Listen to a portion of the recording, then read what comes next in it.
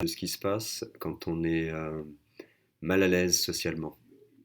C'est-à-dire quand on a du mal à faire ce que semblent faire les autres facilement, répartir, parler, dire quelque chose d'intéressant, ou tout simplement parler de la pluie et du beau temps.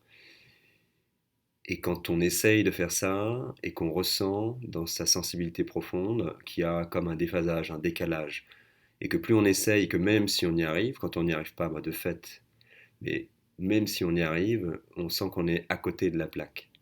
Pas à sa place. Et comme s'il y avait naturellement un besoin de se replier.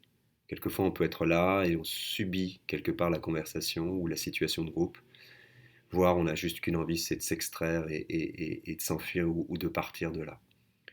Qu'est-ce qui s'y passe? En fait, il s'y passe exactement ce qu'on a appris depuis très longtemps, depuis notre naissance. Une confrontation entre un instinct naturel, une intuition fondamentale qu'il existe une vérité profonde, une vérité qui nous habite, quelque chose qui nous mettrait en relation avec les autres êtres humains, mais d'une manière pas forcément codifiée, pas forcément scénarisée. Cette manière, c'est notre vérité. Une vérité intérieure qui est intuitive, qu'on peut ressentir comme existante, mais dont on ressent surtout l'échec et l'incapacité de pouvoir la mettre en œuvre et la manifester dans les relations sociales classiques. Pourquoi? Parce que, en général, au moment de la rencontre, cette vérité intérieure switch sur quelque chose d'autre, c'est-à-dire sur un raccord avec des codes, des scénarios, des représentations, une certaine manière qu'on a de croire qu'on est attendu, ou que les autres attendent, ou qu'on attend soi-même, qu'on attend de soi-même, d'être en relation avec les autres. Donc c'est très codifié, et ça va des choses les plus politiquement correctes, et toi ça va, et toi ça va, en parlant par la pluie du beau temps, et éventuellement d'autres choses qui sont potentiellement peut-être plus intéressantes, mais qui sont aussi nourries par une certaine codification, l'envie d'être intéressant, d'être euh, apprécié, faire partie du groupe, ce qui est louable, hein, ce qui est normal, mais qu'est-ce qui se passe quand à l'intérieur de soi, on ressent à la fois la nécessité de faire partie, et en même temps d'en faire partie avec ce que l'on est vraiment. C'est exactement à cet endroit-là qu'il y a le malaise, le mal-être, le tiraillement. Quelque chose à l'intérieur de vous, quand vous êtes dans ce genre de situation, vous dit de manière très naturelle et très profonde dans le corps, par le mal-être, par le malaise, en fait, tu vas pas t'en tirer. Tu vas pas pouvoir faire la croix sur cette vérité intérieure, même si tu as une envie absolue, très forte, de vouloir faire partie d'eux. C'est comme si ça disait, trouve un moyen de faire partie d'eux, d'être en lien avec les autres, mais avec ce que tu es vraiment. Tant que tu n'as pas trouvé ce que tu es vraiment, tant que tu n'as pas trouvé cette vérité, tu vas faire semblant. Et faire semblant, à cause de cette sensibilité, à cause de ce quelque chose à l'intérieur de toi qui demande à être vrai, ça ne va pas être possible. Ça va être une lutte, ça va être difficile. Et même si tu arrivais, même quand tu y arrives, ça demande de l'énergie, c'est fatigant, et c'est faux. Donc on le sent. Enfin, on peut le sentir soi-même si on est en présence d'autres personnes qui ont l'habitude d'être dans cette fausseté-là. Ça va passer, c'est pas grave.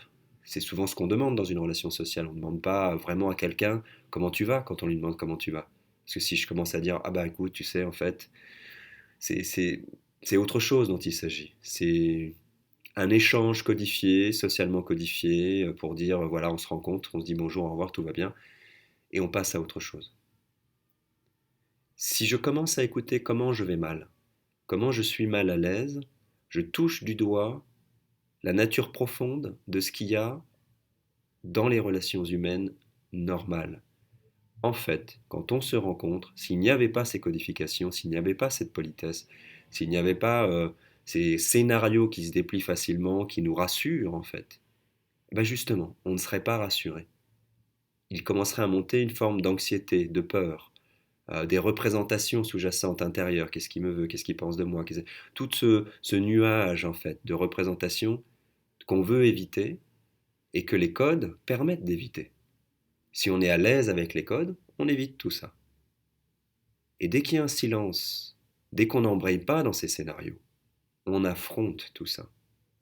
Donc quand vous êtes mal à l'aise, Quand vous êtes dans un mal-être, en fait, vous connectez pas seulement le vôtre, vous connectez celui de toute l'humanité. C'est-à-dire tous les êtres humains qui, lorsqu'ils se rencontrent, ont ce malaise, ont ce mal-être, ou en tout cas ils se révéleraient s'il y avait un silence, et si ce silence laissait émerger ce qui se passe vraiment. Et ce qui se passe vraiment, non camouflé par des paroles, du bruit en fait, essentiellement une pollution sonore, une manière de parler pour ne rien dire. Combien de fois vous avez passé des soirées à parler pour ne rien dire ou à écouter d'autres gens parler pour ne rien dire? Ou vous vous rencontrez, vous dites des choses et puis dans le fond, la discussion s'éteint d'elle-même parce que c'est très difficile de la réalimenter sans faire un effort. Tout simplement parce qu'elle n'a pas le souffle, elle n'a pas l'intuition, elle n'a pas ce quelque chose à l'intérieur qui dit oui, là on a quelque chose à faire ensemble, on a quelque chose à partager. Non, c'est juste on se rencontre et comme on est poli, on se parle. Mais en fait, si on n'avait pas de problème avec ça, on pourrait juste se croiser. Si on n'a rien à se dire, on n'a rien à se dire. C'est pas le cas. Mais quand vous êtes dans le malaise, vous êtes coincé entre ces deux trucs. Une partie politiquement correcte qui vous dit qu'il faut faire quelque chose, il faut dire quelque chose, il ne faut pas que l'autre se sente mal, il ne faut pas que vous vous sentiez mal, il ne faut pas se sentir mal. Qu'est-ce qui se passerait si on prenait le temps de se sentir mal? On serait obligé de commencer à écouter ce qui se passe dans le corps. C'est l'objet de ce dont je parle souvent, les résonances corporelles intuitives. C'est l'objet d'une écoute attentionnée avec ce qui se passe pour moi. Et ce qui se passe pour moi, c'est que quand je rencontre un autre être humain, si je l'enrobe pas avec tout ce falbalard de faux semblants, de fards, de masques, de faux sourires, eh ben je suis mal à l'aise. Le silence me rend mal à l'aise et en fait nous rend mal à l'aise tous les deux. Qu'est-ce qui se passerait si on se rencontrait sur ce mal-être, sur ce mal à l'aise? C'est comme si on franchissait une couche de glace et derrière il y aurait quelque chose de beaucoup plus intéressant, des vraies réponses, des vraies sensations. Rien que dire simplement ça. Imaginez, vous rencontrez quelqu'un et vous vous sentez, dans ce moment-là particulièrement, dans une confiance en soi qui n'est pas je suis à l'aise. Confiance en soi, ça veut dire j'écoute ce que le soi me dit. Et si le soi me dit je suis mal à l'aise, bah, la confiance en soi, ce serait de pouvoir le nommer. Et du coup, d'accepter quelque chose en soi qui est très profond, c'est que j'ai besoin d'être en relation avec l'autre. Mais j'y suis de manière naturelle. Je n'y suis pas parce que je dis certaines choses qui sont intéressantes, ou parce que je séduis, ou parce que je fais ci ou fais ça. Non, non, presque naturellement, il y a une vibration entre deux êtres, entre plusieurs êtres, qui fait qu'ils se rassemblent, et que s'ils ont quelque chose à faire ensemble, ils n'ont pas envie de se séparer. Et ça dure le temps que c'est nécessaire. Et pendant cette chose-là, il n'y a rien à faire de spécial. Si on laisse se déplier ce qui est en train de se faire, à un moment donné, quelque chose s'exprime. Et si ça commence par le mal-être, alors on est dans une vérité. On est dans quelque chose de naturel, simple. Si je rencontre quelqu'un et je sens ce truc-là, et c'était possible de le dire, on pourrait commencer à l'explorer ensemble. Là, je me sens mal à l'aise. Quand je suis en face d'un autre être humain qui m'approche, qui semble peut-être s'intéresser à moi, je suis mal à l'aise. Quand je suis en face d'un autre être humain dont je sens que fondamentalement nous n'avons rien à nous dire, rien à faire ensemble de particulier, c'est pas négatif. On n'a pas forcément quelque chose à faire avec tout le monde. Plutôt que simplement soit le nommer, soit ne pas faire semblant et passer son chemin, sans que personne ne se sente blessé, narcissiquement rejeté, violenté par ce manque de tact politique, alors ça se passerait très très bien. Comment je vais faire pour pouvoir dire quelque chose comme ça? Comment je vais pouvoir faire de ce sentiment une réalité? Comment je vais pouvoir commencer à exprimer?